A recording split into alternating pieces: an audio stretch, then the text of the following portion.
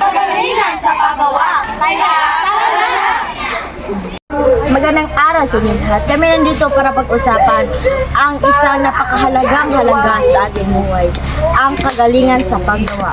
Sa vlog na ito, tatalakayin natin ang kahulugan at kahalagan kung paano natin maisa sa buhay ang pangaraw-araw nating gawain. Kaya huwag kayong aalis dahil maraming inspirasyon ang naghihintay para sa inyo. Ano nga ba ang kagalingan sa paggawa? Ang kagalingan sa paggawa ay ang pagiging mahusay, masipag at tapat sa anumang gawain, maliit man o malaki. Hindi lang ito tungkol sa pabilis ng paggawa, kundi pati na rin sa kalidad ng ating ginagawa. Mahalagang ginagawa natin ito ng may dedikasyon at integridad.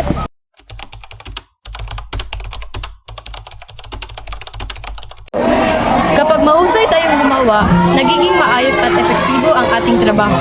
Nagdadala ito ng magandang resulta, hindi lang para sa atin, kundi para sa ating mga kasama.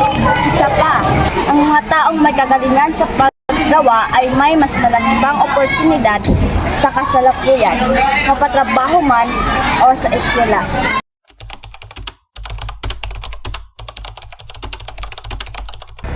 Halimbawa, sa paaralan, ang isang estudyante may kagalingan sa paggawa ay masigasig sa kanyang pag-aaral, gumagawa ng takdang aralin at hindi nangungubya. Sa trabaho naman, ang isang empleyadong may kagalingan ay maaagap, maayos na gawain at may malasakit sa kapwa. Sa bahay, maaari natin ipakita ito sa pamamagitan ng pagsunod sa utos ng magulang, pagtulong sa gawaing bahay at pagiging responsable sa sarili nating tungkulin. Sa ang kagalingan sa paggawa. Una, magtakda ng layunin. Kapag may malinaw kang goal, mas madali kang makapagtutugon ng pansin sa iyong gawain. Pangalawa, maging disiplinado. Walang gagawin ang isang gawain na hindi naman, pero may kalidad. Tatlo, maging bukas sa pagbabago at pagpapabuti.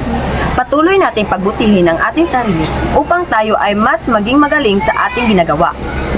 Kaya naman, inaanyayahan namin kayong lahat na isabuhay ang kagalingan sa paggawa sa lahat ng aspeto ng inyong buhay. Ang kagalingan sa paggawa ay isang mahalagang katangian na dapat nating dinangin. Hindi lang ito tungkol sa pagiging masipag, kundi pati na rin sa pagiging responsable at dapat sa ating gawain.